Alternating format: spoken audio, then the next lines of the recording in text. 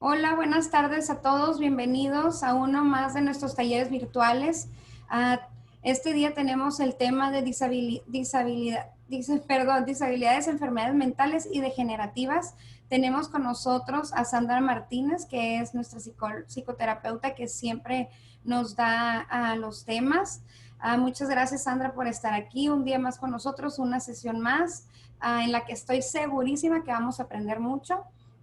Tenemos a Floribella Redondo, directora ejecutiva de Arizona Community Health Workers Association, y su servidora Kenia Zúñiga, que soy la coordinadora de entrenamientos de Arizona Community Health Workers Association también. Sandra, bienvenida. Te doy la palabra porque siempre te andamos robando tiempo y es este tiempo que tienes tanta información por ofrecer. Pero bienvenidos todos. De antemano les agradezco que de semana a semana nos estén acompañando. Y ya saben, si tienen preguntas, acá en el área donde está la Q y A, es el área de preguntas y respuestas. Muchas gracias, Sandra. Te doy la palabra. Muchas gracias, Kenia. Bueno, pues voy a empezar practicando lo que les comentaba la semana pasada, que por allá en la India todas las personas o los seres humanos y los seres que tienen vida los saludan y les tienen cierta apreciación, ¿no? Entonces yo voy a empezar a practicar con ustedes también este saludo y saludo desde la divinidad que cada uno de ustedes tiene y sobre todo pues los envuelvo en el amor. Y sobre todo porque el día de hoy vamos a hablar de un tema que para las personas que tienen un ser querido que padece alguna discapacidad intelectual, saben, lo han vivido y han sentido muy intensamente sus emociones. Y tal vez las personas que estamos un poquito más de lejos en esta situación a veces no logramos tener tanta empatía a la situación y muchas veces queremos ayudar, pero no sabemos cómo. Y creo que es importante prepararnos, ser más empáticos para poder ayudar. Entonces el día de hoy quiero compartir con ustedes un poquito de lo que son los trastornos del neurodesarrollo y dificultades del desarrollo general, que es donde entran los que son las discapacidades intelectuales. Y los trastornos del neurodesarrollo pues van a tener cierta afectación en lo que es el desarrollo motor, en el desarrollo del lenguaje y sobre todo en el desarrollo social, que es esto en las interacciones que nosotros tenemos con las demás personas. Pero también entran lo que son trastornos de la comunicación, parálisis cerebral, el trastorno de espectro autista, trastornos motores que tienen que ver con movimientos estereotipados. También entran el trastorno de déficit de atención con hiperactividad. Sin embargo, también pueden entrar, no están especificados en el manual de diagnóstico estadístico, pero también entran las alteraciones que tienen que ver con la depresión, esquizofrenia y otras enfermedades mentales. ¿Por qué? Porque lo que hacen es nos incapacitan o nos limitan para ciertas habilidades. El día de hoy no vamos a profundizar mucho en lo que son las enfermedades mentales, vamos a entrar más en lo que son las discapacidades intelectuales. No se preocupen si es demasiada información, porque al final la información siempre va a estar cerca de nosotros. Nosotros siempre vamos a poder buscar un libro, ir a una biblioteca, consultar a un especialista, pero creo y mi intención el día de hoy es ir más allá de. Sin embargo, necesitamos partir de cierta información para poder entender cómo puedo ayudar y sobre todo aceptar las limitantes que a veces pueden llegar a tener las personas y también tomar conciencia de que muchos actos de nosotros, con intención o sin ella, pueden llevar a alguien más a que padezca una discapacidad intelectual. Y creo que aquí es donde, si estamos en el área de salud, necesitamos tomar conciencia de llevar a las personas que se acercan con nosotros para hacer un cambio y sobre todo para que tomen conciencia de esos hábitos que a veces tenemos y que no son tan sanos y pueden llegar a tener una repercusión con las siguientes generaciones. Entonces, la idea de hoy y el tiempo que estemos en acompañamiento es que ustedes tengan esta información y sembrar una semillita en donde podamos ir haciendo esos pequeños grandes cambios. Voy a iniciar por definir lo que es la discapacidad intelectual y como ya lo habíamos estado platicando en las 2 sesiones anteriores, se caracteriza por la presencia de una limitación significativa para el buen funcionamiento en la vida diaria, así como para el aprendizaje, la comunicación y la comprensión e interacción en el entorno. Y si se fijan, bien especificado y dice, no se considera una enfermedad mental. O sea, se hace una separación porque son 2 clasificaciones diferentes. Sin embargo, una enfermedad mental también nos puede llevar a tener una limitante en lo que es la interacción social. Y esta aparece, la discapacidad intelectual siempre va a aparecer antes de los 18 años. La enfermedad mental puede aparecer antes y después de los 18. Esas son las diferencias que hay entre lo que es la discapacidad intelectual y una enfermedad mental. Sin embargo, como les decía, estas 2 nos pueden llevar a tener una limitante y ahí es donde nosotros tenemos que identificar cómo podemos ir apoyando y colaborando con la persona que lo tiene y si sobre todo es alguien que está en la familia. Es importante conocer, entender y aceptar la situación de nuestro familiar, porque la discapacidad intelectual es una de las discapacidades que mayor afectación tiene en lo que es en el entorno familiar y en el entorno social. ¿Por qué? Porque ya hay una dificultad para quien la padece para tener esa capacidad de retención, porque ya hay afectación a nivel de lo que es la memoria a corto o largo plazo, sobre todo para elaborar cuestiones que tienen que ver con procesos cognitivos más elaborados, como con hipótesis, análisis, y entonces ellos tienen esta limitante y muchas veces nosotros queremos que reaccionen de una manera diferente, pero no es que ellos no quieran, sino simplemente el nivel de funcionamiento que tienen a nivel cerebral, pues no le da esa posibilidad y lo hace de una manera diferente. Y pues a mí me gusta a veces hacer como estos asociaciones para que queden más claro en la memoria, y yo lo llevo a, imagínense como los celulares. Cada celular tiene diferentes funciones, depende del celular que tengas, la marca que tengas, va a ser las características que tienen. Entonces, tal vez el común que tienen los celulares es que puedes hacer llamadas.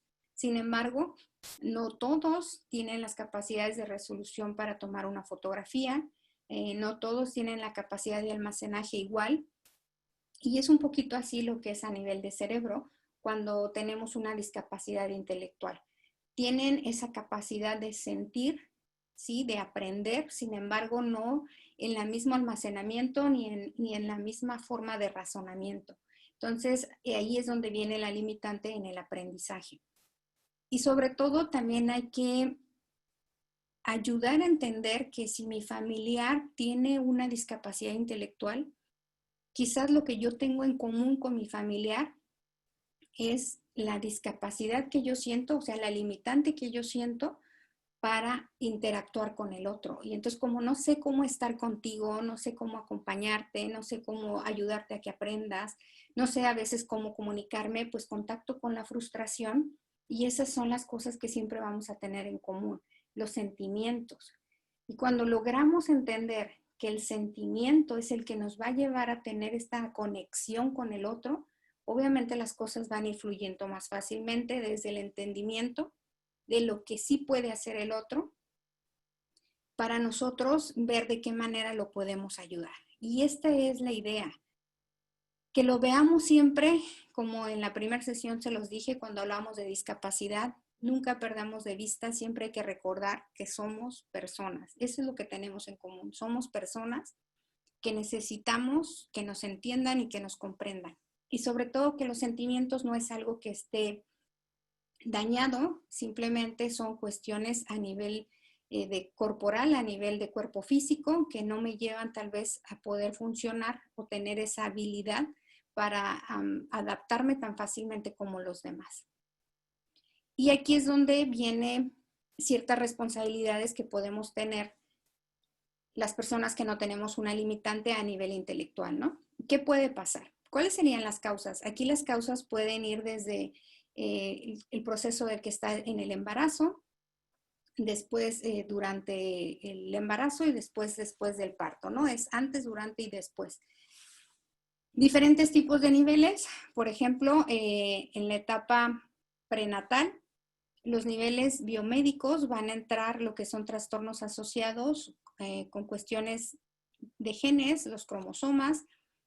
También puede haber malnutrición de la madre y edad de los padres. Entonces, aquí sí son factores que están en nosotros. Por ejemplo, si queremos ser papás, pues tenemos que tomar en consideración que hay cierta edad ideal porque nuestro cuerpo está en mejor funcionamiento y ese es un factor que siempre debemos de tener presente si es que queremos llegar a tener hijos.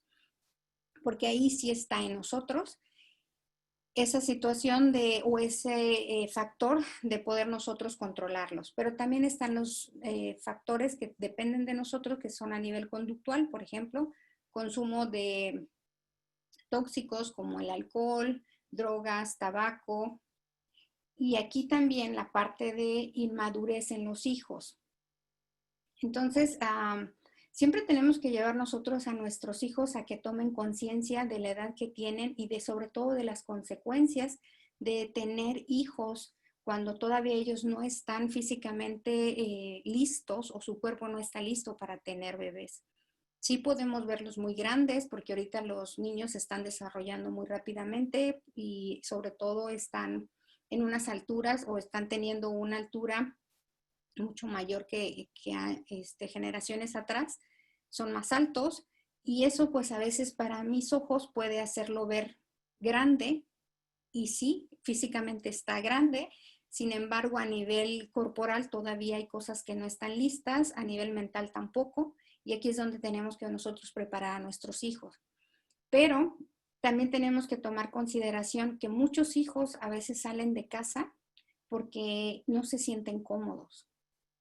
Algunos salen huyendo de la situación, del entorno que hay dentro de la familia, porque puede haber golpes, puede haber cuestiones de falta de acompañamiento, de entendimiento, y entonces se sienten vacíos y van en búsqueda de este tipo de relaciones que sin querer a veces también caen en el mismo círculo con alguien que presenta características similares a las que están huyendo.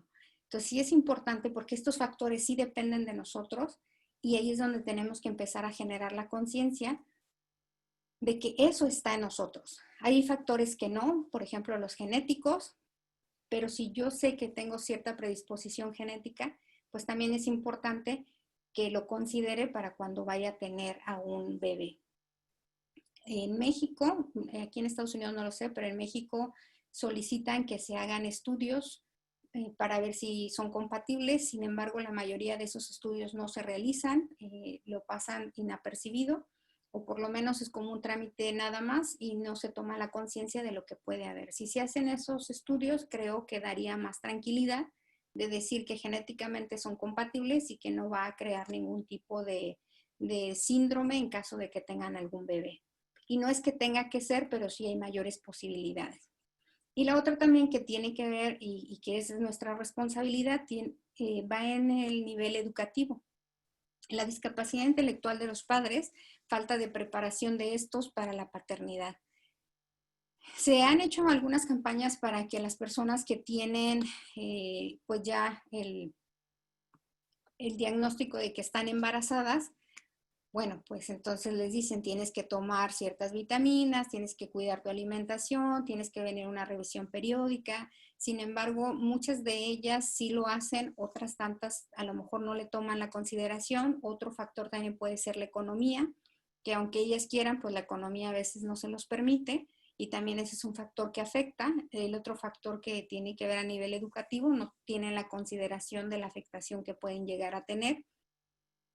Más aparte, si le unamos el nivel social, pues como les decía, la pobreza, falta de acceso a cuidados durante la gestación, sobre todo la violencia doméstica. Estas cuestiones, si se fijan, muchas de ellas están en nosotros, que podemos prevenir para que se dé una discapacidad intelectual. Pero también durante el embarazo o la situación en el proceso perinatal, tenemos el parto prematuro, lesiones durante el nacimiento, puede haber falta de oxígeno, hay rechazo por algunos padres, sobre todo aquí el rechazo muchas veces se da porque son embarazos no deseados, no están preparadas para tener el embarazo.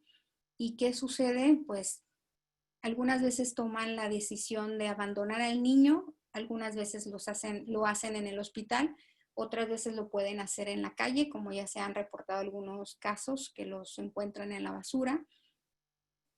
Y todas estas situaciones o conductas que llevan a las personas a hacer esto, muchas veces va miedo y va sobre todo mucha falta de información, del no saber qué hacer y sobre todo porque no hubo la conciencia previa de lo que significa tener un acto sexual en donde tienes la posibilidad, a menos de que te tomes precaución, de quedar embarazada. Entonces, ahí es donde tenemos que hacer mucho énfasis en los cuidados, en la educación que les vamos a dar a nuestros hijos, porque también incluso puede haber cierta violación y ahí en la violación también puede haber embarazos y esos embarazos por lo regular obviamente no son deseados. Y eso también hace pues que a veces tengan ellas la opción o ellas decidan, porque es una decisión de querer abortar al bebé, pero no todo el tiempo se logra el embarazo. Digo, perdón, el aborto, y eso también hace pues que el bebé sufra daños. Otra de las consecuencias que tenemos pues es falta de servicios de intervención después de que dan de alta a la mamá y al bebé. Muchas veces ya no les van dando el seguimiento de los cuidados, puede haber infecciones, enfermedades que son no cuidadas y les va a llevar a tener pues alguna enfermedad que lo lleve a una discapacidad intelectual. Ausencia de los cuidados de los padres. Aquí muchas veces caemos en muchas negligencias, pero creo que el primer factor de todo esto es la falta de conciencia de nuestros actos inmediatos a corto y a largo plazo. Porque cuando un papá tiene conciencia de lo que está haciendo ahorita, cuál va a ser la consecuencia a su hijo a corto y a largo plazo, muchas veces se toma el tiempo para pensar y hacerlo diferente. Pero la misma situación en la que vivimos de actividad constante nos lleva a eso, a hacer y no detenernos, pensar. Casi siempre estamos en una situación de arrebato, de hay que hacerlo sin tomar la consideración de meditar y pensar en las consecuencias. Ya después de que nace el bebé, pues puede haber traumatismos craneoencefálicos, como lo que hablábamos la sesión pasada, puede haber la enfermedad de epilepsia, infecciones a nivel de cerebro, malnutrición, que todo eso pues puede llevar al bebé a tener esta vulnerabilidad y caer en una discapacidad intelectual. Maltrato, abandono, negligencias de los padres, aislamiento. También hay carencia en la crianza, déficits en los servicios de atención temprana, diagnósticos tardíos, poco o nulo apoyo. Hay interacción de deficiencias entre los niños y sus padres, estimulación deficiente. Aquí por eso es bien importante que cuando ya tenemos un diagnóstico se actúe de manera inmediata. Hay algunos síndromes que son visibles a nivel físico y entonces en cuanto nace el niño podemos darnos cuenta que sus características pues vienen diferentes, por lo menos características físicas son diferentes al resto de los niños. Entonces eso nos lleva inmediatamente, porque es visible, a pensar que nuestro hijo tiene algo, tiene algún síndrome, tiene alguna enfermedad, y eso nos lleva a primero a buscar ayuda con especialistas porque se ve físicamente.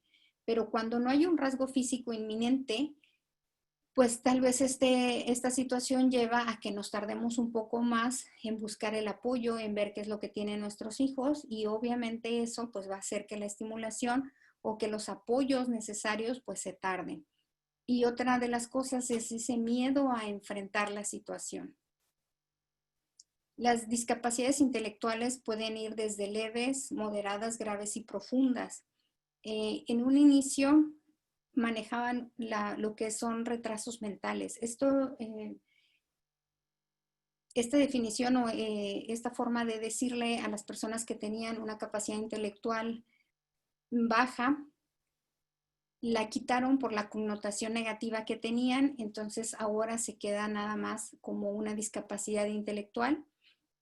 Ya están tratando de quitar este retraso mental y lo que se busca más entonces ahora son tomar en cuenta las habilidades de adaptación que tienen cada persona, porque cada persona lo va a hacer de manera diferente, la adaptabilidad que tenga, porque va a depender de muchos factores.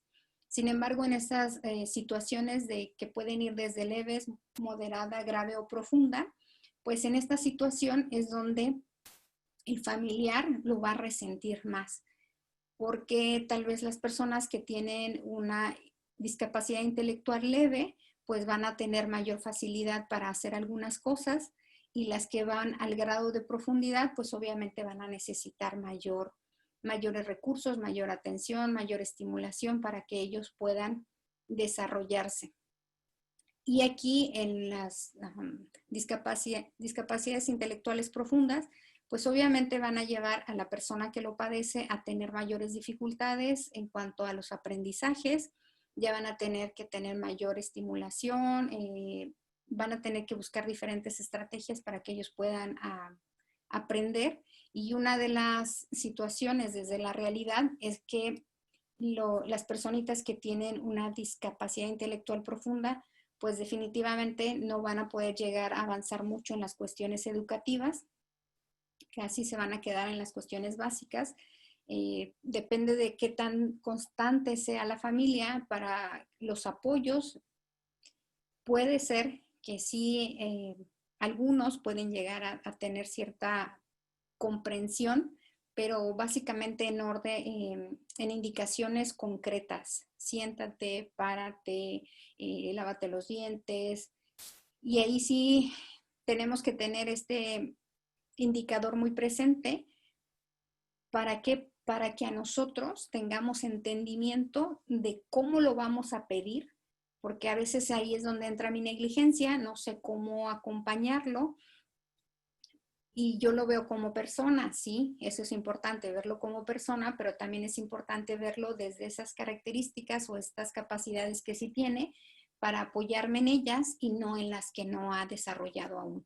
Entonces, si estoy viendo a esta personita que tiene una discapacidad intelectual, yo quiero apoyarla, quiero acercarme, quiero hacer algo y sobre todo la persona me lo permite, porque eso es importante. Yo no voy a poder hacer nada si el otro no me lo permite.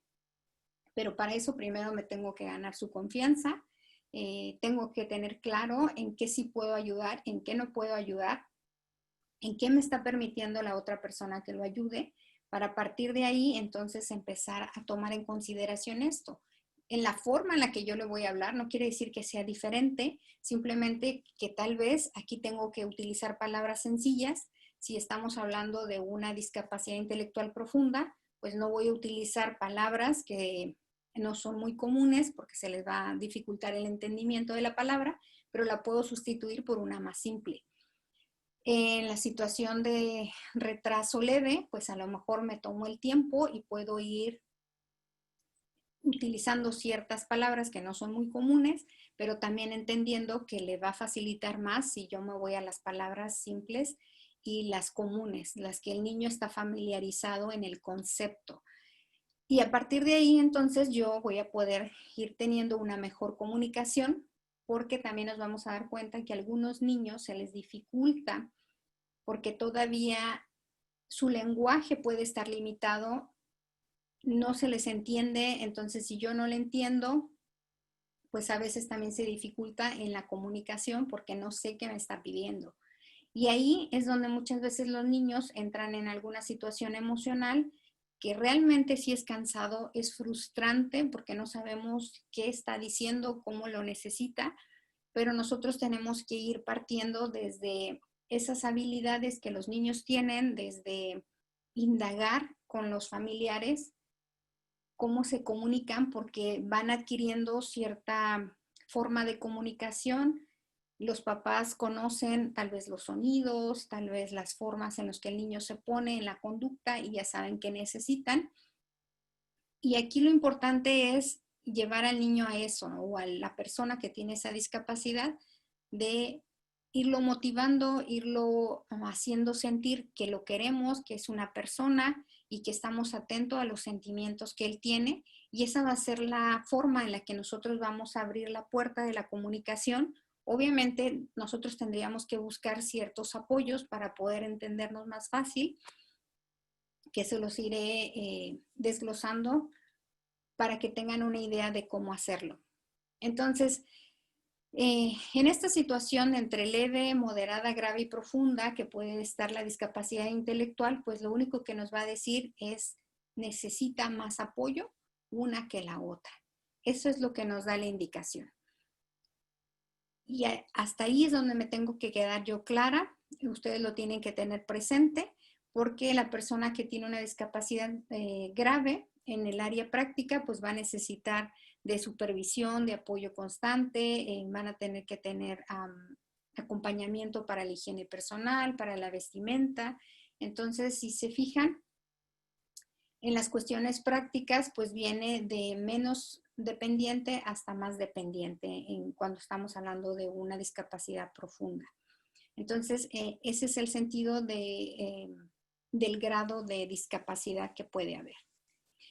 Y las personas que presentan una discapacidad intelectual, pues tienen de 3 a 4 veces mayor propensión a padecer trastornos físicos, médicos, neurológicos, mentales.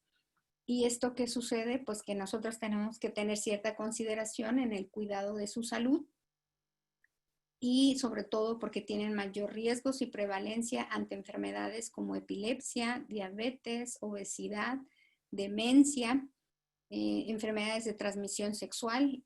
Y aquí, a pesar de que son personitas que a nivel cognitivo tienen esa limitante, no por eso su sexualidad no está presente. Ellos también tienen en ese despertar sexual. Y desafortunadamente son las personas mayores vulnerables a padecer un tipo de violación.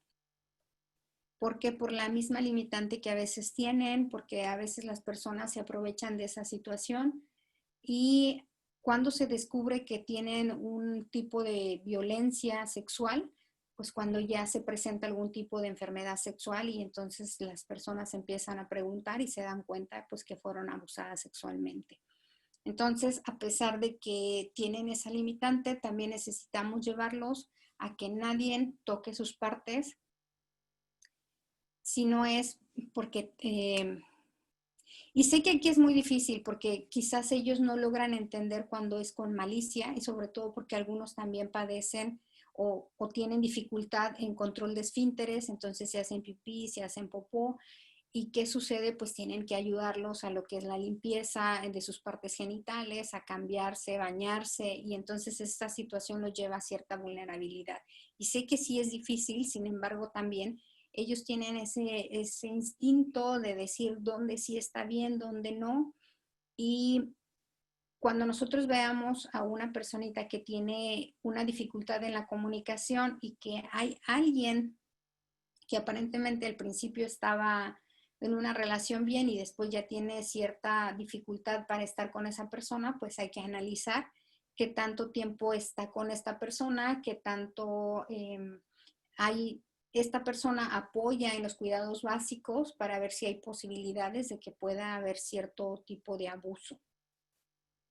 Pero para esto necesitamos estar bien atentos en todas las señales que pueda haber, porque esa es una de las dificultades que tenemos, que a veces como familiares que estamos en ese acompañamiento, pues estamos tan absortos en muchas cosas, porque muchas veces tenemos que trabajar, tenemos pues vida propia, nuestros propios miedos, nuestras propias emociones. Entonces todavía estar atentos es cansado, es desgastante, y muchas veces estamos viviendo en una constante frustración porque no sabemos cómo acompañarte.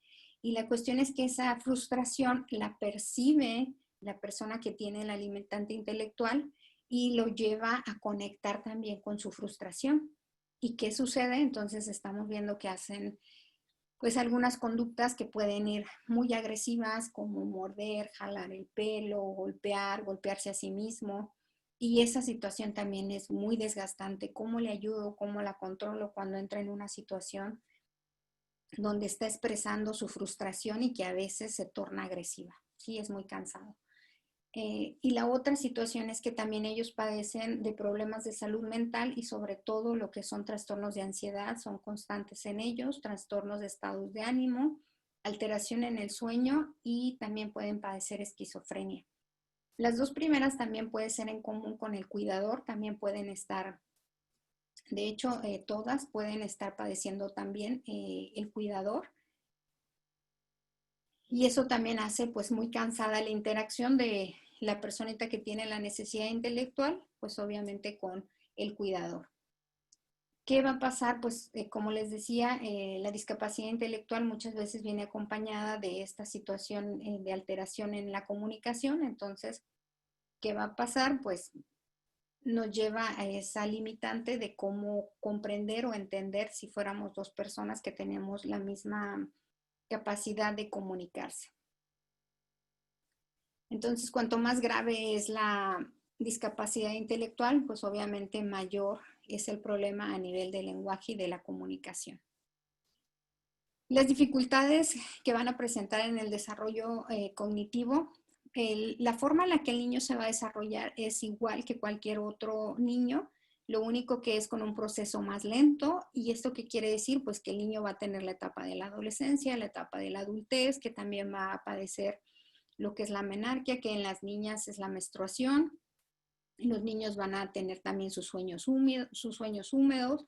Y entonces todo eso es igual que cualquier otro niño, lo único es que es un proceso más lento y algunos pues se quedan ahí detenidos con ciertas dificultades, sobre todo lo que tiene que ver en cuestiones de motricidad. Algunos niños sí no necesariamente desarrollan todas las habilidades como la marcha, que es el caminar, el correr, entonces tienen ciertas limitantes. Y algunos niños sí tienen rasgos físicos característicos que los lleva a identificar más fácilmente que van a tener una dificultad en el área intelectual. Los problemas emocionales que los niños van a presentar, por lo regular van asociados a que los niños se sienten excluidos y discriminados. Y sobre todo lo que les comentaba, que van a contactar mucho con la frustración por no poder expresarse correctamente en las necesidades y sus deseos. Entonces al niño, cuando lo vemos ya en una situación de una conducta agresiva, nos está diciendo que algo no les gustó y que quiere que hagamos cambios. Pero cuando se presenta esta conducta, antes ya nos fue dando una señal. Y aquí, para que se quede en el cerebro, imagínense un volcán. Un volcán cuando va a erupcionar, ¿qué sucede previamente? Pues empieza a temblar. Entonces nos está dando indicadores que en cualquier momento va a erupcionar el volcán. Es lo mismo con los niños, solo que el niño lo va manifestando de otra manera. Tal vez tiene que ver en cuestiones de su carita, a lo mejor ya sus expresiones faciales cambian, tal vez el tono empieza a modificarse, tal vez ya no te ve y entonces ya te va dando ciertas señales donde te está diciendo esto no me está gustando. Y si yo estoy en otra sintonía, ¿qué va a pasar? Pues posiblemente no me percaté de las primeras señales y se detona entonces la conducta agresiva, que ahí ya cuando se presenta la conducta agresiva, pues va a pasar un periodo en donde el niño saca esa emoción, como ese volcán que erupcionó y que no hay nada que hacer cuando el volcán está erupcionando más que dejar que termine de erupcionar. Y después entonces es esperar, porque va a venir en el proceso de la calma y ahí es donde los papás tienen la oportunidad de platicar y llevar al niño a que aprenda a hacer algo diferente. El niño que sigue haciendo lo mismo es porque no sabe cómo hacerlo diferente. Pero muchas veces, si se fijan en las personas que no tienen una discapacidad intelectual, cuando están enojados casi siempre hacemos lo mismo. Por ejemplo, piensen ustedes cada que se enojan, ¿qué hacen? Pues algunos me ha tocado ver que avientan cosas, están enojados y están aventando cosas expresando estoy enojado. Otra forma es, a lo mejor unos guardan silencio, otros a lo mejor utilizan palabras antisonantes, y entonces cada quien tiene su forma de expresar el coraje y casi siempre son repetitivas.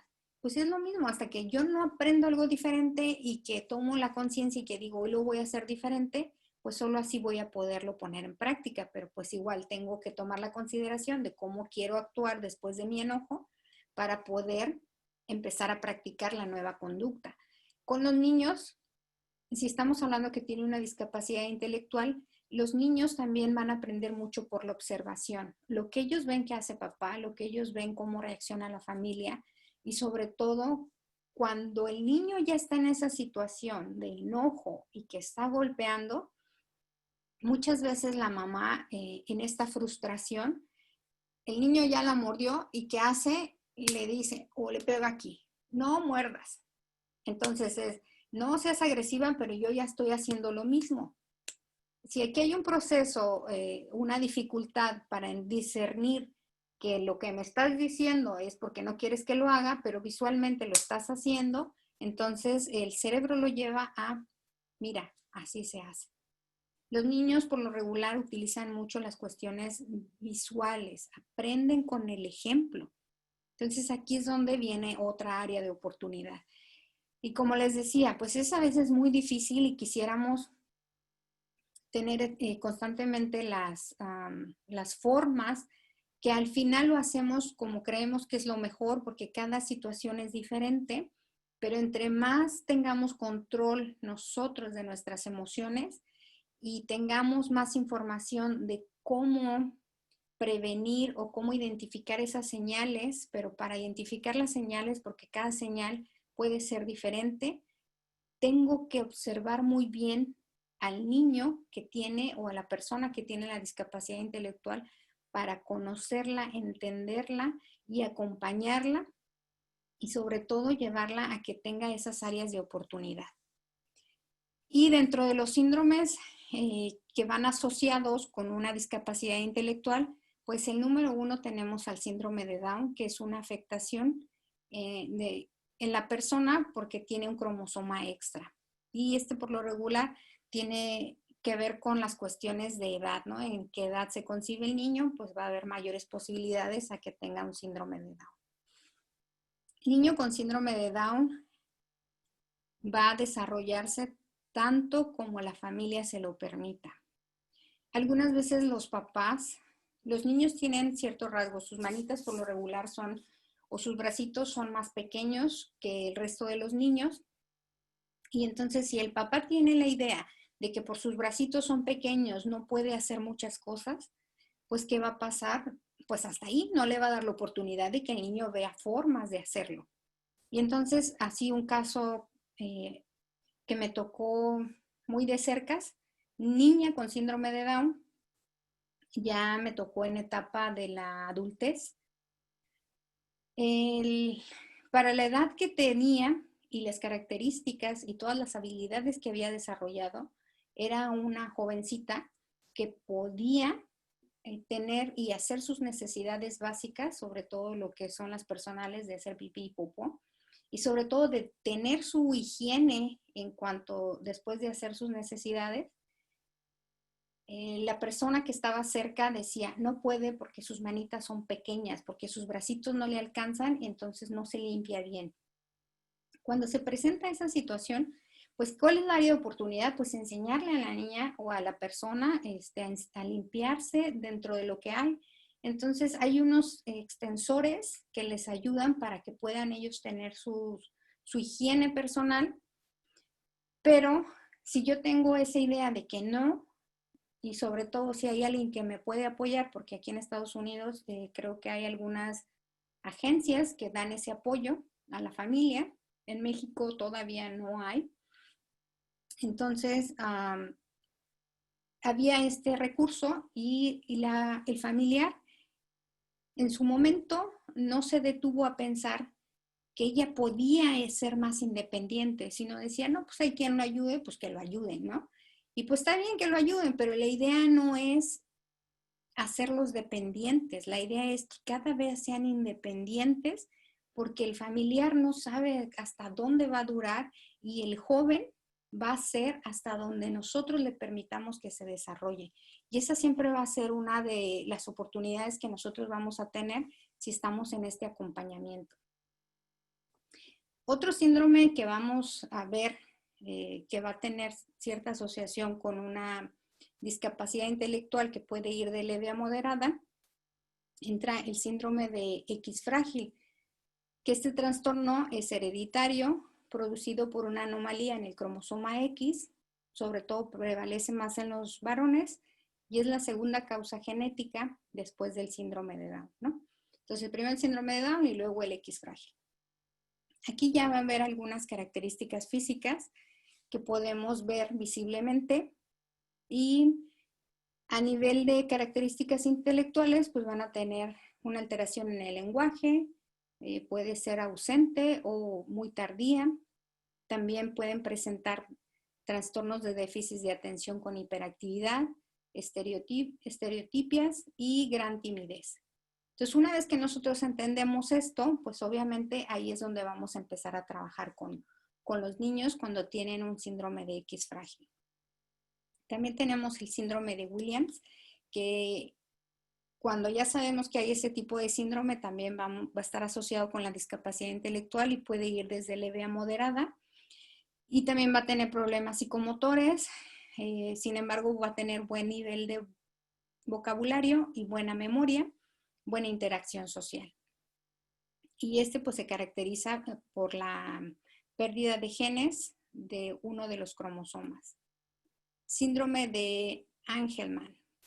Este aparece por la alteración del cromosoma 15 y la característica intelectual más frecuente es que va a tener una discapacidad intelectual entre severa a profunda.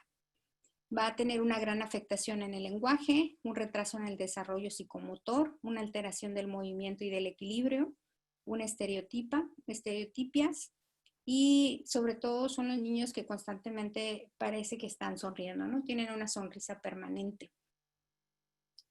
Si se fijan aquí, el síndrome es un poquito más complejo. El familiar que acompaña, pues obviamente va a tener desgaste en todos los niveles y aquí es donde siempre tenemos que pedir apoyo para que nos ayuden también en el acompañamiento con los niños.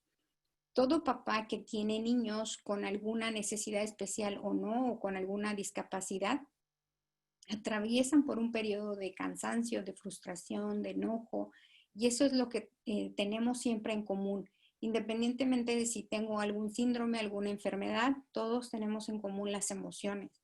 Y eso es lo que necesitamos trabajar en ellas. También tenemos el síndrome de Prader-Willi y aquí es un trastorno congénito causado por una actividad anormal de los genes, sobre todo en los paternos, en el cromosoma 15. También hay rasgos físicos muy visibles y el 35% de las personas con un CI van de normal al límite.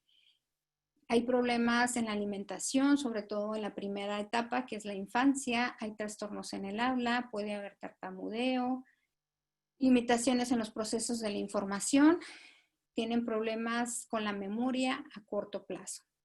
Entonces, si yo estoy trabajando con alguna persona que tiene este síndrome, pues obviamente voy a tener que tener presente estas características, porque si le digo que me apoye haciendo algo, pero sé que tiene problemas de la memoria a corto plazo, entonces muy probablemente pues se le olvidó, ¿no? Y no es que no quiera apoyar, no es que no quiera aprender, sino es que se le olvidó. Entonces tengo que yo buscar formas y estrategias para llevarla a que haga lo que se le pidió, pero de una manera que no la lleve a dañar su autoestima. La mayoría de estas personas o de las personas que tienen una discapacidad siempre van a tener que venir trabajando con la seguridad en sí mismo porque la mayoría padece de una situación de pérdida de valía de sus capacidades.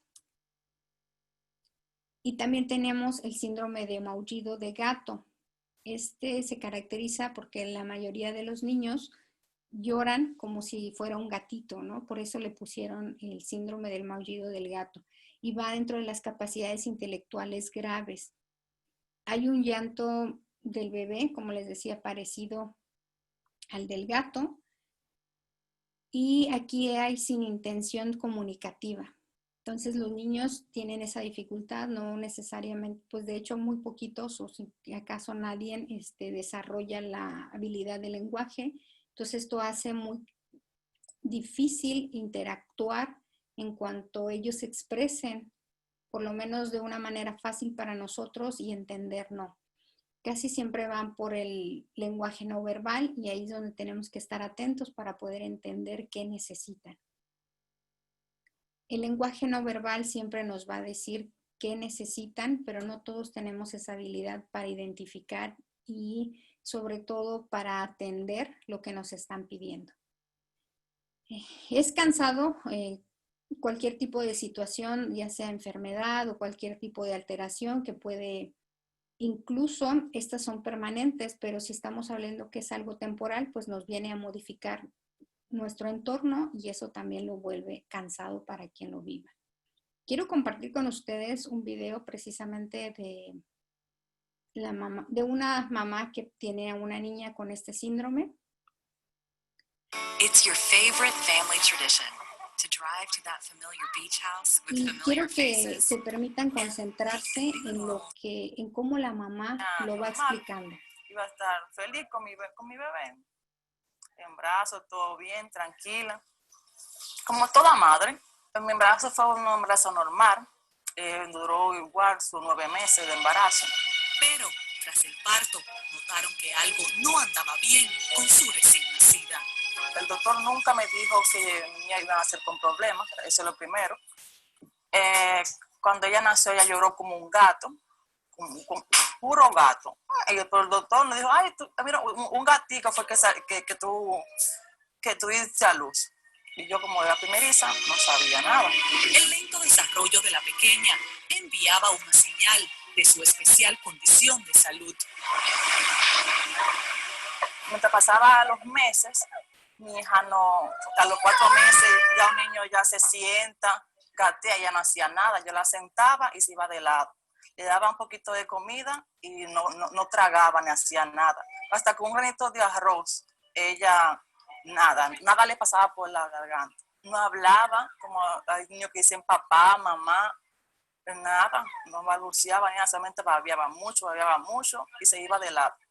Se iba de lado, no, tú la sentabas y se iba de lado, no agarraba con sus manos nada.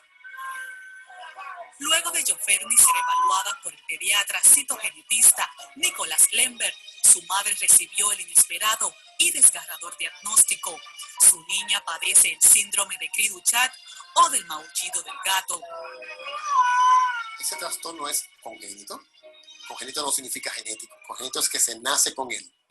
Y es a la vez genético porque su razón está en la variación del material de los cromosomas. O en el caso de la niña, que hay una pequeña porción de uno de los brazos del cromosoma, de un solo cromosoma de ese par, en el que hay ausencia, es decir, una delección, que es como se llama en genética, delección o pérdida o falta de un pequeñito segmento de ese cromosoma, genera entonces cambios en todo lo que son las manifestaciones o fenotipos, hablando digamos en idioma médico, o expresión de las características del paciente.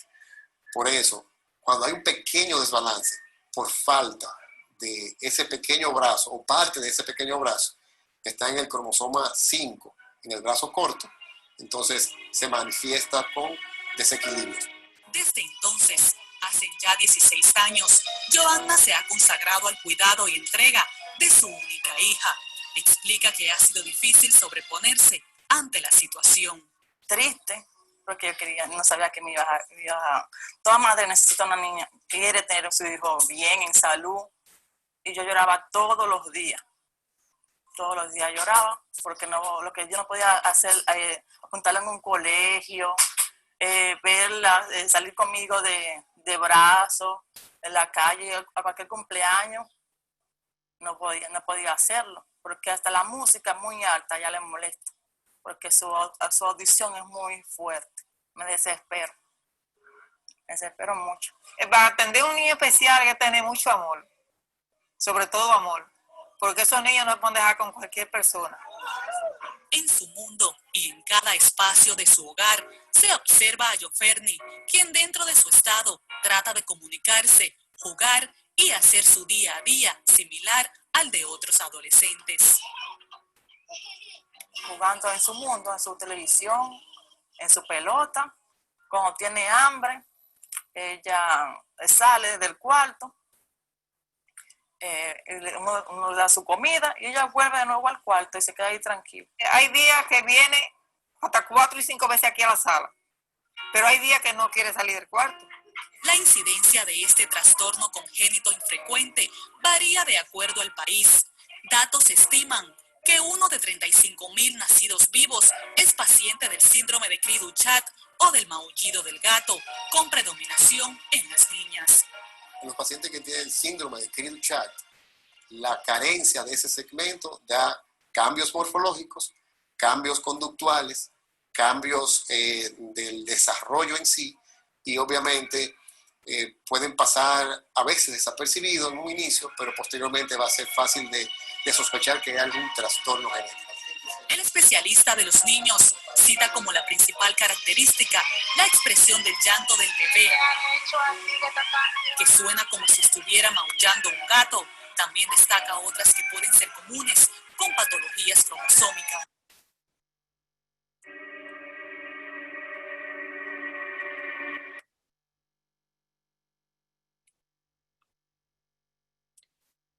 Bueno, si se dieron cuenta ahí en el video, no es fácil el acompañamiento con una persona que tiene una discapacidad intelectual grave. En la interacción, muchas veces hay muchos factores que no favorecen a que se pueda dar una estimulación adecuada. Este video lo hicieron y lo publicaron con la idea de pedir recursos porque utilizan pañal todavía la jovencita, y entonces es otra de las cosas que se vuelve cansada para la familia en proveer todas las necesidades básicas. Los pañales son muy caros, a veces también la medicina que utilizan. Entonces son muchos factores que vienen también a ser una limitante para poder tener un entorno pues más adecuado para que se den la estimulación necesaria y pueda tener mejor adaptabilidad al entorno. Y aquí es donde la sociedad necesita unirse para buscar esos apoyos, buscar esos grupos o esas redes, formar esas redes de apoyo social en donde puedan los papás acompañarse, porque en realidad la sociedad tenemos en común esa limitante del desconocimiento de cómo estar con ellos. Más que ellos estén con nosotros, es nosotros cómo estar con ellos, porque no sabemos cómo cuidarlos, no sabemos muchas veces identificar las necesidades que tienen, y eso nos lleva a la frustración. Las emociones que se presentan casi siempre son en común de la familia, frustración, y lo que más va a venir a ayudar es que trabajemos con esas limitantes, trabajemos con nuestras emociones, se pide el apoyo que se tenga que pedir. Y si a mí me toca acompañar a alguna persona y no lo sé, también es importante pues ser sinceros en esa situación, ser honestos y decir hasta dónde sí, desde lo que puedo, desde lo que sé, y canalizar con las personas que pueden dar una mejor atención. Creo que esa va a ser la mejor manera de ayudar, identificar si puedo o no puedo acompañar a esa personita en sus necesidades. No es malo, simplemente es honestidad, y en ese sentido es la mejor manera en la que vamos a poder ayudar. Y entonces como familia también estamos atravesando esa situación y necesitamos pedir apoyos con nuestros familiares. Muchas veces nos da miedo cuando ya nos dicen que tiene algún tipo de discapacidad, no sabemos como les comentaba en la primera sesión, cómo lo va a tomar la familia, sobre todo si ya hemos escuchado comentarios, pues también nos lleva a reservarnos. Eso hace que sin querer nos aislemos y ahí estaríamos limitándonos a recibir ayudas por el miedo al que dirán, el miedo a cómo lo van a aceptar o cómo lo van a sobrellevar. Bueno, pues ese ya es trabajo de cada uno de nosotros, de cómo vamos a ir acompañando a las personas que tienen una discapacidad. Las características intelectuales más frecuentes, como ya lo veíamos, van desde leves, moderadas, graves. Una interpretación, ellos tienen dificultad para la interpretación, para procesar, para codificar y elaborar la información. Tiene que ser un proceso más lento. La mayoría tiene dificultad para poner atención. Las cuestiones de memoria, para la orientación espaciotemporal y la dificultad en el lenguaje. Y sobre todo para la adaptabilidad en la sociedad, ¿no? A veces quieren ir al cine y pues algunas personitas pues emiten constantemente sonidos, entonces para los demás puede ser pues no grato y eso también hace que con nuestra actitud pues los limitemos a que disfruten también del cine porque pues los demás se molestan. Entonces también hay que tener esa cierta tolerancia y irlos incluyendo en las actividades que hace cualquier persona. Hay que, si queremos ir acompañando o vamos a estar en el apoyo de alguien, es importante que nos concentremos en las necesidades básicas, sobre todo en lo que sí pueden hacer, desde trabajar a lo mejor un poquito lo que es la memoria, matemáticas, lenguaje, lectura, escritura, en cuestiones prácticas, salud, cuidado personal, seguridad, organización de tareas, manejo de dinero y ocio, porque aquí también ya muchas veces decimos, no, es que lo van a hacer tonto, ya no le doy dinero, ya no lo mando a la tienda. Pues hay que enseñarles. La persona con o sin diagnóstico de una discapacidad intelectual igual también a veces nos hacen tontos porque no nos dimos cuenta, porque no pusimos atención. Y lo único que tenemos que hacer es enseñarles y llevarlos a hacerlo.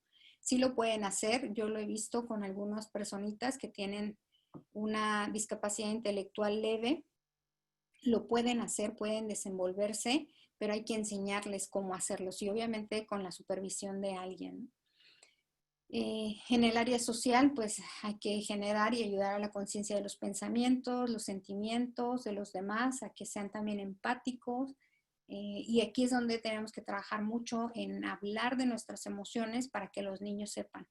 Y esto es en general en la sociedad, tenemos esa limitante en cuanto a nuestra inteligencia emocional. Casi siempre estamos más preocupados por la inteligencia mental que por la emocional y tenemos ese desfase porque no sabemos manejar nuestras emociones, no sabemos cómo atenderlas y entonces venimos por esa incapacidad también o esa limitante de no saber expresarnos con los demás y entonces ¿cómo le voy a enseñar yo a alguien que se le dificulta el entendimiento a nivel intelectual? Bueno, pues tendría que trabajar con mi parte emocional para así ser compatible y empático con la otra persona que no tiene dañada la parte emocional, simplemente es el proceso de cómo se procesa la información o cómo se lleva a cabo los procesos de razonamiento y ahí es donde hay que trabajar. ¿Qué tipos de apoyo existen? Pues va a haber apoyos desde que son esporádicos, ya va a haber, hay personas que necesitan un apoyo para ciertas tareas, algunas sí las pueden hacer muy bien, hay apoyos que pueden ser de un apoyo diario para las necesidades básicas, también hay apoyos que van desde nivel profundo, necesidades de apoyo para todas las áreas diarias, incluidos los especializados y los continuos. ¿Y de qué va a depender? Pues va a depender del tipo de discapacidad, bueno, de la gravedad de la discapacidad. Los leves posiblemente entran entre los intermitentes o limitados. Ya los graves, pues nos vamos a los profundos. ¿Qué podemos hacer? Nosotros como sociedad, yo creo que aquí es donde entra nuestra responsabilidad. Recordar que son personas, trabajar con nuestra aceptación ante las limitantes que tenemos Y esa es mi responsabilidad. Ya me di cuenta que yo tengo esa limitante, que me falta desarrollar esta habilidad para poder acompañar. Pues me pongo a trabajar en ella para poder darle mi mejor parte a la personita que tiene esa discapacidad intelectual o cualquier tipo de discapacidad. Informarnos de los gustos, qué es esto, conocer a la persona desde su ser, desde eso, desde su persona, no desde su limitante. Sí, me informo de la limitante, sí, es importante para entender, pero me informo también, es inclusivo, me informo cómo es, qué gustos tiene, qué le enoja, qué le hace feliz, y entonces empiezo a trabajar con la persona desde sus gustos, desde sus sentimientos para poder tener un mejor acompañamiento. Dentro de las discapacidades intelectuales hablábamos de los síndromes. Los síndromes, muchos tienen que ver con alteraciones genéticas. La ciencia de la epigenética hoy dice que puede ser modificada la genética dependiendo de las emociones que se manejen. Y aquí creo que también es importante que indaguemos eso porque quizás también nos lleve al origen de las emociones. ¿Cómo estaba yo? ¿Y qué quiere decir esto?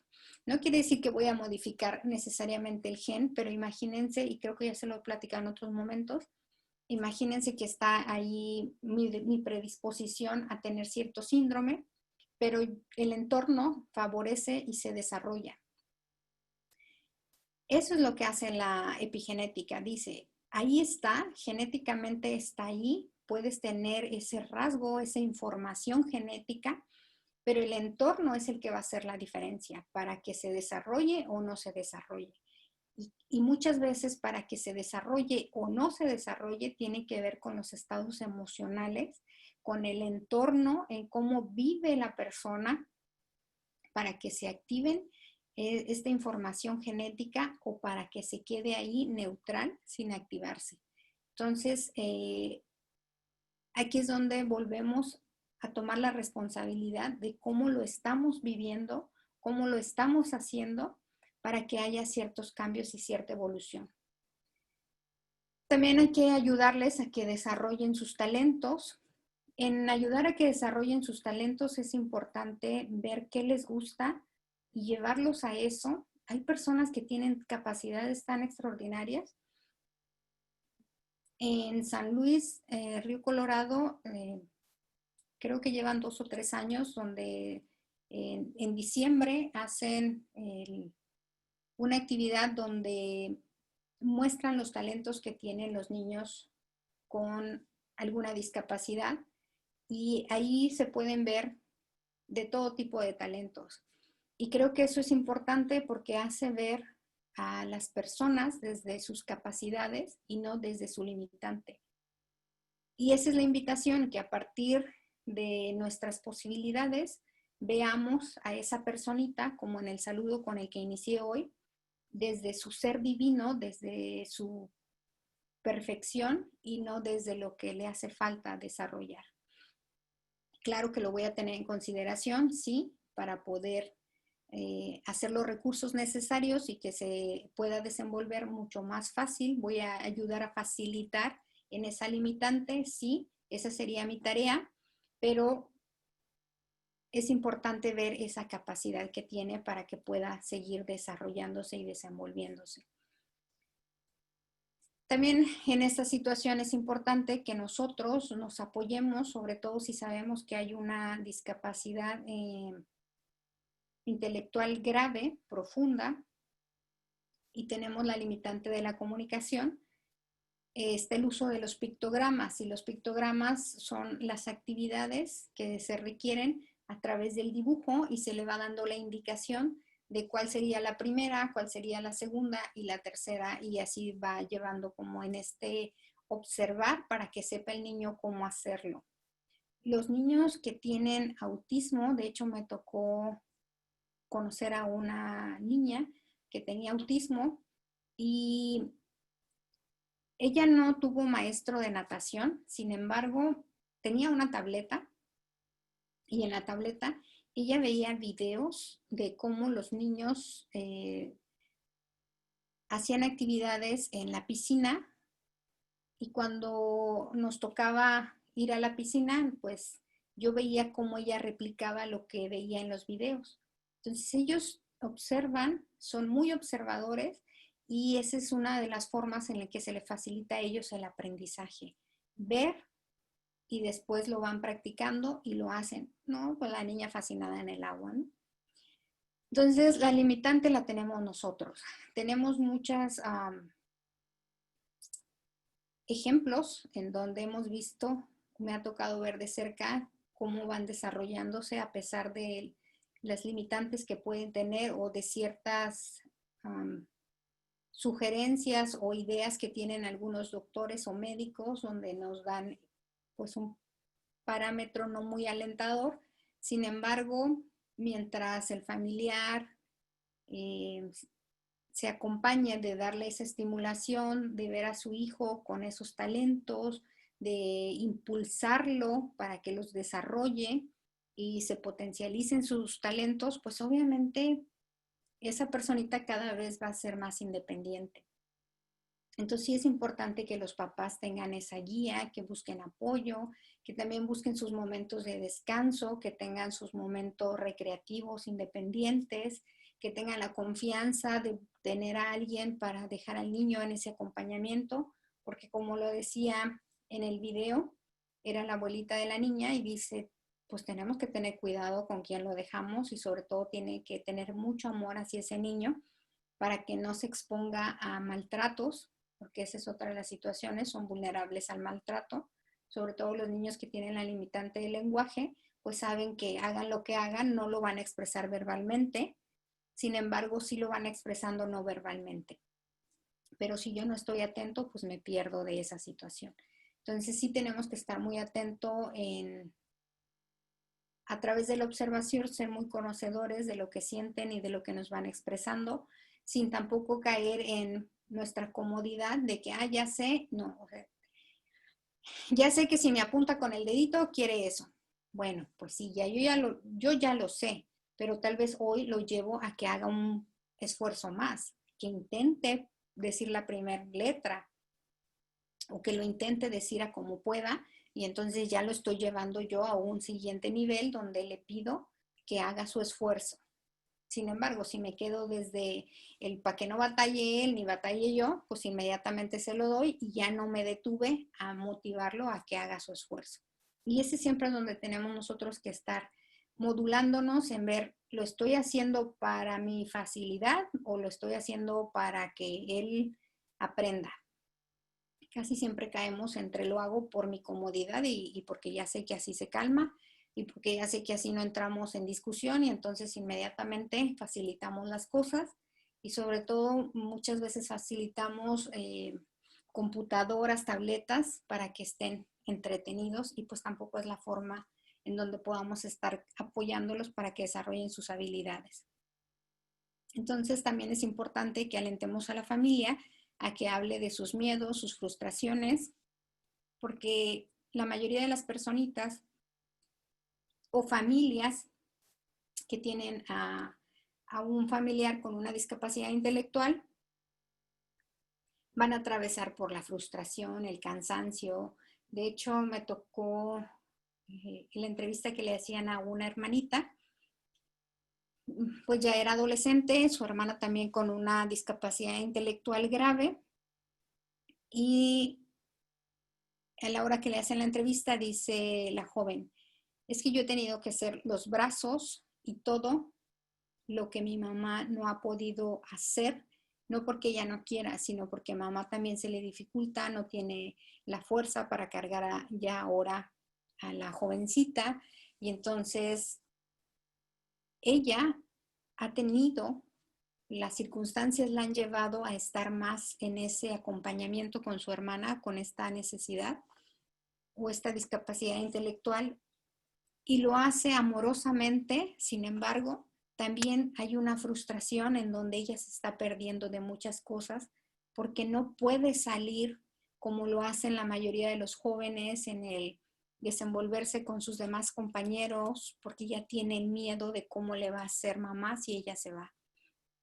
Porque sabe que depende mucho de ella para moverla, porque también ha encontrado formas de comunicación más fáciles, que mamá ha tenido que salir a trabajar. Y entonces en eso también somos personas y también entra la emoción de la frustración por no poder hacer una vida cotidiana o normal como las demás jóvenes a su edad, porque ya tiene que depender su hermana de ella. Y entonces eso también los lleva a tener muchas emociones de frustración, de tristeza, de miedo de qué va a pasar cuando ella no esté, quién va a cuidar a su hermana. Y creo que eso es lo que hay en común en las familias, porque ¿qué va a pasar cuando yo ya no esté? Y sabemos a lo mejor que puede que haya alguna asociación o una oficina de gobierno donde puedan ayudar, sí, pero tal vez no tenemos la absoluta certeza de que eso sea y sea tal vez de la mejor manera. Entonces aquí tenemos que trabajar mucho en que la persona que tiene una discapacidad sea lo más independiente posible, y eso creo que es donde debemos de trabajar mucho. Bueno, me pasé un poquito, pero pasamos entonces a las preguntas y respuestas, porque quizás surgieron algunas dudas en esta situación.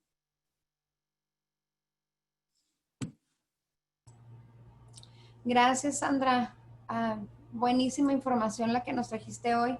Y escuchándote todo lo que estabas hablando acerca de los papás, de esta hermana, esta situación que nos contabas, es precisamente que por eso pensamos en estos temas, ¿no? Porque ahorita con todo lo de estar, pues con todo lo que estamos viviendo con lo del COVID, estar encerrados con la cuarentena y todo eso, estábamos pensando en todas esas familias que están pasando por esta situación tan difícil y que tienen que estar al pendiente de personas que tienen alguna necesidad o discapacidad, ¿verdad? Entonces, muchísimas gracias. Y tenemos aquí un comentario. Dice, muy buenas tardes, yo conozco a un niño con esta discapacidad y ha sido muy difícil para la mamá ayudarlo y entenderlo. Él ahora cuenta con 21 años y sigue recibiendo el apoyo de pocos porque sí son niños que no quieren socializar con cualquiera, por lo tanto no cualquiera puede ayudarlos. Sí, son muchas situaciones que se van mezclando en diferentes discapacidades, sobre todo las intelectuales, es una de las que es más complicada. Cada una tiene su cierto nivel de complicación, sin embargo, a nivel intelectual es más difícil lograr el entendimiento. Y no es nada fácil porque son discapacidades permanentes que a lo mejor dicen la ciencia va avanzando y que pudiesen, por ejemplo, cuando hay una discapacidad física, a lo mejor dicen le ponemos un brazo robótico y tal vez ese sería como el acompañamiento o el sustituto del que no está. Pero a nivel de cerebro todavía no hay muchos avances en cómo o sustituir el cerebro por algún tipo de máquina, pues no lo hay. Sin embargo, lo que sí hay en común son las emociones, los sentimientos, y eso es lo que nos va llevando a que los jovencitos también sean, pues que tengan sobre todo cierta seguridad en que las personas que lo están acompañando van a ser las mejores personas. Esta situación es un poco paradójica porque lo que me ha tocado trabajar con personas con necesidades especiales, casi siempre lo que el niño siente es algo que lo percibe en el entorno de la familia. Entonces, ¿cuál sería la diferencia si estamos hablando de dos personitas que tienen el mismo diagnóstico, el mismo síndrome, y a la hora de la adaptabilidad son diferentes? Pues tienen que ver en las características de educación que tuvieron los padres y de todos estos factores de los que les hablaba, porque el papá que más rápidamente acepta la situación lo va a vivir inmediatamente. Cuando tú aceptas que tu niño tiene esa limitante, tu tensión baja. Y en cuanto baja tu tensión, lo que hace es, le da el indicador a tu cerebro de busca oportunidades para que tu niño esté mejor. Entonces ya me lleva a mí a actuar de otro nivel porque ya estoy en esta situación de buscar formas de ayudar. Pero cuando no llego a la etapa de la aceptación, todavía estoy atascada en eso, en el que no puede ser, y entonces estoy en la negación, y ahí muchas veces se va un tiempo importante en la estimulación, y eso hace también que se dificulte la adaptabilidad del joven a otras situaciones. Otras veces también el papá se permite sacarlo a la interacción, pero en cuanto el niño empieza a mostrarse como es y los papás ven las conductas de los demás, muchas veces entra uno en una situación de bochorno y que dice, qué pena, qué van a pensar. Entonces, algunos papás lo que optan es, ya vámonos, porque la gente se está incomodando y se van. Entonces, ahí también los papás tienen esa área de oportunidad de decir, espérate, queremos incluir a nuestro hijo, pues también la gente tiene que aprender a desarrollar habilidades para poder estar aquí. Y eso es lo que nosotros necesitamos. Las personitas que tienen o los familiares que tienen una persona con una discapacidad necesitan tomar conciencia de lo que hay y empezar a trabajar en cuanto a la educación con los demás, de cómo necesitan que los acompañemos. Porque creo que eso es lo que tenemos en común. La discapacidad de ellos es intelectual, pero mi discapacidad, aunque no es intelectual, es mi discapacidad al no poder estar con una situación como esta, porque no sé. Y es donde tenemos que trabajar la sociedad, que aparentemente tenemos un proceso cognitivo natural, ¿no? O sano. Sí, así es, tienes razón. Y también otro, pues estos webinars son dirigidos y son abiertos para todas, ¿verdad? Pero sí, lo más importante es recordar que son pues para las trabajadoras de la comunidad o las promotoras de salud. Entonces, por ejemplo, aquí, ¿cómo podemos hacer nosotras como promotoras ayudar a una familia que esté pasando por eso, que estén pasando por ansiedad? ¿Qué es lo que les recomendarías? O que estén pasando por situaciones difíciles en este momento, o a que a lo mejor, no sé, tantas cosas que se me vienen a la mente que podía uno como promotora a reconocer o identificar y a lo mejor no saber cómo actuar. Por ejemplo, el percibir que a lo mejor la mamá está muy estresada. ¿Cómo yo como promotora de salud puedo ayudar a esa mamá? Pues si yo ya lo identifiqué y sé que la siento estresada, pues preguntarle, ¿cómo te sientes emocionalmente? Mira, yo percibo y tal vez me equivoco, que es importante reconocer eso, dejarle saber como yo percibo, pero corrígeme si estoy mal. Y entonces ya la señora o la persona te va a decir, ¿sabes qué? Sí, le atinaste, es que estoy bien estresada. Y entonces ya le das pauta para que vaya platicando de sus emociones. Y a partir de ahí, de la escucha activa, y escucha activa es no juzgar, sino estar atenta a lo que me va diciendo, ya puede ser que ahí reconozca algunas necesidades, pero igual se las pregunto y le digo, oye, con esto que yo escuché, identifico que necesitas un apoyo de alguien para que tú puedas tener tiempo a solas o tiempo libre para que hagas tus actividades. ¿Es así? No, pues sí. Entonces, si ya me reafirman que mi hipótesis es correcta y yo conozco algunas agencias que puedan apoyar, pues tal vez hago el enlace y digo, mira, te puedes comunicar en estas agencias y entonces yo ya estoy haciendo mi parte de estar escuchando activamente, de confirmar que mi hipótesis es así y de hacer la conexión. Entonces, como promotora, pareciera entonces que yo ya hice lo que me tocaba. Muchas gracias, Sandra. Tengo aquí también un comentario, dice, tengo una hija de 20 años con el diagnóstico de autismo, función alta. Mi frustración fue que yo como madre veía desde pequeña que mi hija tenía diferentes características desde pequeña, más sin embargo los proveedores de servicio, tanto su pediatra, la escuela y su terapeuta, no veían lo que yo. Su diagnóstico fue hasta los 15 años. Desafortunadamente me sigo encontrando hoy en día personas que dicen que no se ve que tiene autismo, incluso me han dicho que solamente actúa de la manera que lo hace porque es malcriada, pero también reconozco que algo que nos ayuda es el apoyo de muchas personas con buenas intenciones y están ahí sin juzgar, lo que nos comentabas, ¿no? El aprender la discapacidad que tenemos a lo mejor como seres humanos a no identificar o al no aceptar este tipo de características. No sé si tengas algún comentario para esta persona. Sí, ahorita que estaba escuchando, tal vez es una característica que yo tengo de buscarle más lo bueno que lo malo, ¿no? Entonces yo decía, qué bueno que las personas no le den la discapacidad, porque eso habla que tiene un nivel de adaptabilidad alta. Y entonces yo decía, qué bueno que la vean así, porque no la van a tratar como una niña especial, y eso le da una oportunidad a esa personita a que le den la oportunidad como cualquier otro niño. Entonces, eso yo veía por un lado.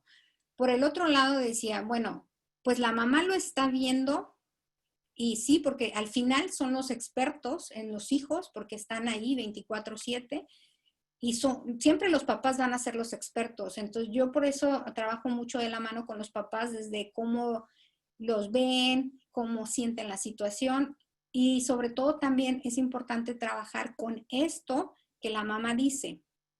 Una hipótesis que tengo, por ejemplo, si estuviera la mamá, le preguntaría, ¿cómo te sientes cuando te das cuenta que los demás no se dan cuenta de la discapacidad de tu hija y que tú sabes que la tiene? ¿Cómo te sientes? Quizás puede haber diferentes respuestas. A lo mejor dice, siento que no la están comprendiendo, siento que no le están dando el apoyo necesario y entonces ya va por ahí las diferentes posibilidades de lo que la mamá necesita. Una vez que se identifica cuál sería la necesidad de la mamá, entonces se trabaja con esa necesidad. Porque quizá, suponiendo que dijera la mamá, es que siento que en la escuela no la tratan como esa niña con esas necesidades especiales, que la tratan como cualquier otra niña, y mi hija siento que no avanza, siento que la frustran, que ella en lugar de ir a la escuela a gusto, ya va con temor, ya le duele la pancita, bueno, entonces hay que trabajar en esa área, ¿no? Porque si eso no es así, pues tal vez quizá nada más es un miedo que yo tengo. Porque el diagnóstico hay que tener cierta reserva. ¿En qué sentido? El diagnóstico a mí como mamá me va a servir para saber que mi hijo tiene esta situación, que ¿para qué me va a servir? Pues para que yo tenga entendimiento para mí, aceptación para mí y no frustrarme cuando me dé cuenta que no funciona como yo quería que funcionara. Entonces yo ya sé que no es que mi hijo no quiera, sino que mi hijo requiere más tiempo. Mi hijo requiere de otra forma de darle la indicación. Para eso me sirve a mí, como adulto, como acompañante. Pero para el niño es niño.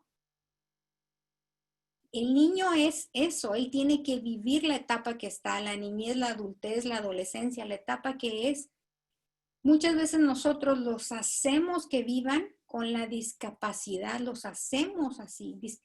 Y esto lo voy a poner, imagínate que yo tengo un diagnóstico de vulnerabilidad o tengo cierta predisposición a la depresión, ¿no? Entonces ya me diagnostican a mí depresiva. Bueno.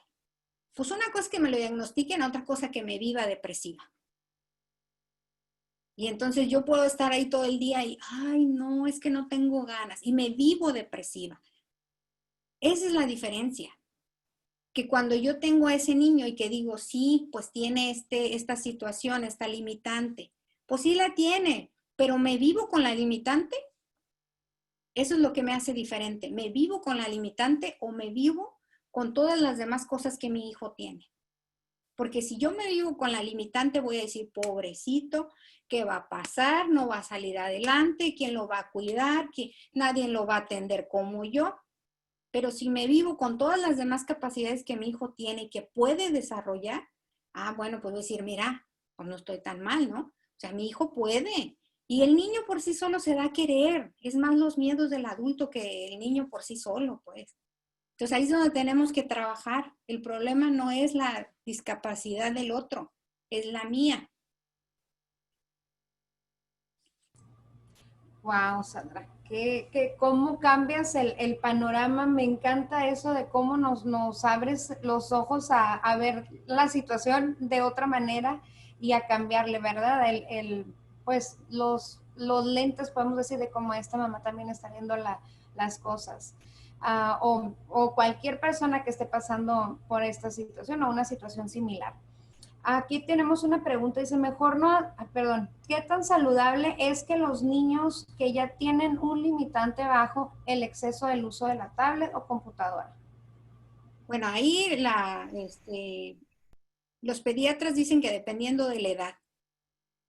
Y sobre todo hay que ver como para qué. Hay algunos programas que nos pueden ayudar a nosotros para comunicarnos. Entonces va a depender de eso. ¿Cuál es la intención del uso de la tableta, del celular o de cualquier aparato? Esa es la situación que nos va a llevar a determinar cuánto tiempo y si va a ser benéfico o no está siendo benéfico. Entonces es importante la intención del uso de. Si el uso es para tenerte entretenido y que no me des lata, pues creo que no está muy bien. Pero si el uso es para que sea un medio de comunicación, bueno, entonces sí está bien la forma en la que se está utilizando. Entonces va a depender de eso, la intención del para qué y pueda determinar el tiempo del uso. Sandra, pues muchísimas gracias. Parece que ya no tenemos más preguntas. Tenemos muchos comentarios en los que dicen, te agradecen por ayudarnos a entender, dice aquí una persona, cómo ayudar a cada tipo de discapacidad sin verles limitantes, sino observando sus capacidades para motivarlos y salir adelante. Creo que coincido con esta persona en la que dice, y es lo que te decía, cómo nos vienes y nos cambias la perspectiva de cómo estábamos viendo. Y qué bonito el poder ofrecer eso que tú nos estás enseñando a nosotros como promotoras y ir y llevarlo afuera a esas familias que están pasando por situaciones difíciles en estos momentos, que tengan una persona en su casa, que estén a cargo de una persona con una discapacidad especial. Pues me imagino que todavía si a nosotros se nos hace duro, todavía para estas personas ha de ser un poquito más difícil. Te paso la palabra porque ya veo que tienes tu frase lista y luego ya se me pasa, ¿verdad? Entonces quiero que te paso la palabra. Ok, bueno, pues muchas gracias por su atención y como siempre creo que esta es una oportunidad donde tal vez esa semillita que les dejo a ustedes la puedan sembrar en otros. Y cerraría con la frase, las personas al igual que las aves son diferentes en su vuelo, pero igual en su derecho a volar.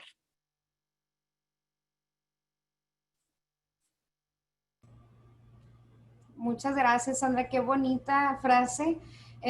Pues se nos acaba el tiempo. Muchísimas gracias. Muchas gracias a todos. Los esperamos la semana que viene a la misma hora. Tienen el mismo link para registrarse. 25 de agosto a la 1 p.m. Sandra nos estará acompañando nuevamente. Muchísimas gracias, Sandra, por todo este apoyo que nos das, por toda esta información. Muy agradecidas estamos con tu apoyo y muchas gracias a cada una de las personas que se conectó para estar con nosotros el día de hoy acompañándonos virtualmente. Muchas gracias a Isabel y muchas gracias, Eric. Gracias, bonito día.